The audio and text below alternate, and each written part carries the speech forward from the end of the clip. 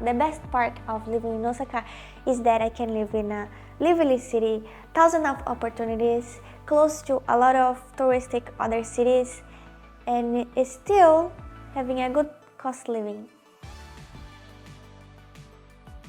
My typical day from morning to night, normally I wake up, I go to the gym, which is close to the school too. Then I do some self-study, then I go to the school, and then I have my Arubaito, which is a sushi restaurant close to here, and I work there until 11, more or less. But because I have the afternoon class, I manage to do it well without getting too tired. Depending of the class, some classes is just listening, some classes we learn the grammar, some classes we speak more, some classes teach us the daily conversation in Japanese, because the Japanese conversation and the Japanese in the books are pretty different, so it's good that we have a class to show us these differences.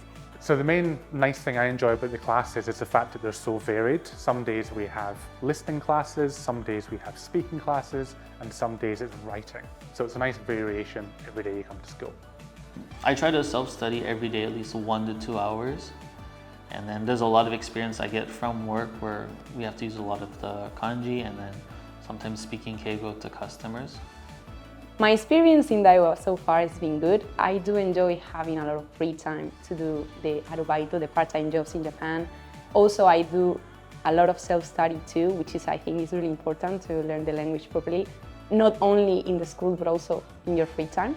I was looking for actually a city that was lively but not so expensive to live, and then I searched for the schools in Osaka, and then there was Daiwa in Sakai that is 15 minutes by train from Osaka, and I chose Sakai. And actually there is a lot of things to do in Sakai, so I almost don't go to Osaka, but well, if I want, it's 15 minutes. Some of the places I like to visit in Osaka are Dotonbori. They have the Glico sign and a lot of shops and restaurants. There's also in Tennoji Haruka, Abe no Harukas, which is a great place to see night view, and maybe if you enjoy getting coffee, they have a good cafe in the building.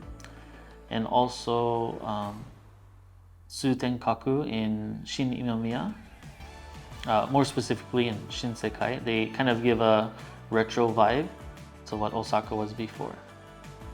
堺はとても住みやすくて生活のしやすいところです。そんな環境で皆さんも日本語を勉強してみませんか? I really recommend the students to come to Japan, especially Osaka, because you will really have a lot of fun.